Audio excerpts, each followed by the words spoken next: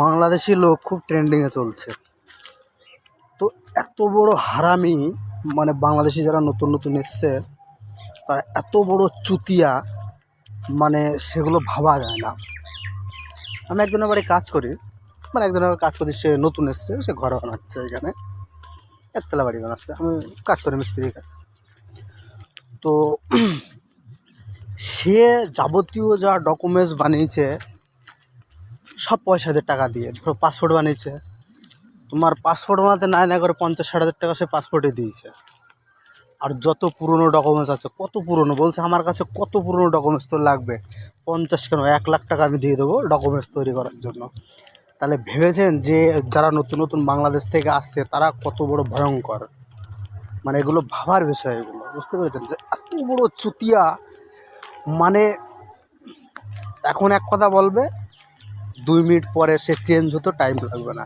আমাদের এখানে বাংলাদেশে ঢুকে এদিকে পাসপোর্টে আসছে, এখানে মেডিকেল ভিসায় আসছে, মেডিকেল ভিসায় এসে তারা জমি কিনছে, জমি কিনে তারা ঘর তৈরি করে এখান থেকে চলে যাচ্ছে। আর যখন মানে তাদের পুরো টু জেড সব কিছু ডকুমেন্টস পয়সা দিয়ে এখানে বানাচ্ছে, আগে বানানো হয়ে গেলে তারপরে তারা আস্তে আস্তে করে সব এখানে ফ্যামিলি ধরে দালালের মাধ্যমে সব এখান থেকে ট্রান্সফার হচ্ছে, ওই দেশ থেকে এ দেশে আসছে। তো এইগুলো ভাবার বিষয়। আমাদের এখানে আমি নেক্সট ভিডিওতে দেখাবো যে এইখানে বাংলাদেশ লোক কত, মানে বাড়িঘর দেখলে সবাই আপনাদের মাথা ঘুরে যাবে এত, মানে তো প্রশাসন আমাদের কি করছে, এগুলা করাটা ঠিক না, এগুলো অবাস্তবিক, মানে এগুলো ঠিক না এসব জিনিস, যে এইসব জিনিস করাটা। আর এখানে প্রচুর প্রেশার পড়ে আছে, আমাদের এখানটা না প্রচুর প্রেশার, বাংলাদেশের লোকের প্রচুর প্রেশার এখানে, মানে ধারণার বাইরে। যে কত, মানে এখানে বর্ডার তো কাছে কাছে না, বেশি দূর না তো বর্ডার, এখান থেকে ধরো আসছে কাছে কাছে ধরো। আর আগে ছিল জমির দাম যেখানে 5,000 টাকা কাটা, যেখানে ছিল দাম হচ্ছে কি যে 3 লাখ টাকা কাটা। 3 লাখ টাকা কাটা কাদের জন্য হয়েছে? একমাত্র বাংলাদেশের জন্য এখানে এত জমির দাম এখানে বেড়েছে, একমাত্র বাংলাদেশের জন্য।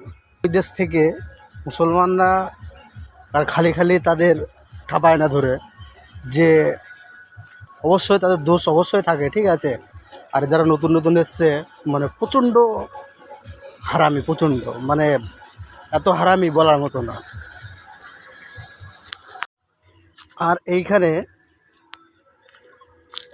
তোমার একটা ডকুমেন্টস তৈরি করতে নিচ্ছে না করে, একজন ডকুমেন্টস তৈরি করছে, ভোটার কার্ড কিংবা আধার কার্ড তৈরি করতে নাই করে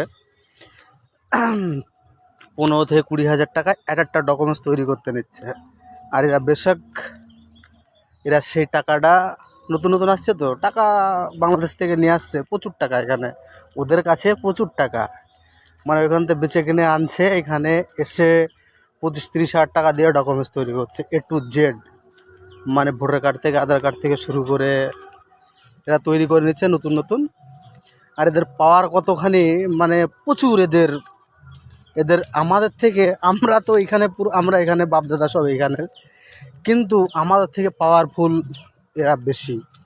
মানে মনে ওই দেশ থেকে এসে মনে করে না আমরা কি না পেয়ে গেছি সব কিছু, এইখানে সব কিছু, মানে A to Z, বুঝতে পেরেছেন? তো প্রশাসনকে বলতে চাই এসবগুলো ঠিক না, এসব জিনিস, কেউকি আমাদের প্রবলেম হচ্ছে, আমাদের প্রবলেম হবে এখানে থাকার জন্য। এখানেতে যে এত লোকজন আসছে এখানে, তো ওই দেশ থেকে এখানে ডেলি নাই করে প্রচুর এখানে ডেলি লোক আসছে।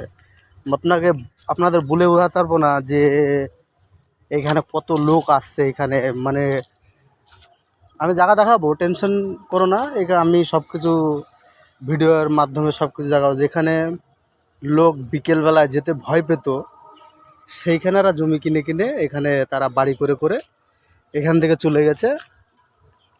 তা তাদের খোঁজ নেই, আসবে, অবশ্যই আসবে, তারা যতক্ষণ কিনে থুয়ে গেছে তারা অবশ্যই এখানে আসবে। তো নেক্সট ভিডিওয়ে আমি দেখাবো তাদের বাড়িগুলো, আমি অবশ্যই দেখাবো তাদের। আর একটু সাথে থাকবেন, একটু সাপোর্ট করবেন, আমি নতুন নতুন ভিডিওর জন্য আপনাদের চেষ্টা করব নতুন নতুন জিনিস দেখানোর জন্য। ধন্যবাদ। জয় হিন্দ, জয় ভারত।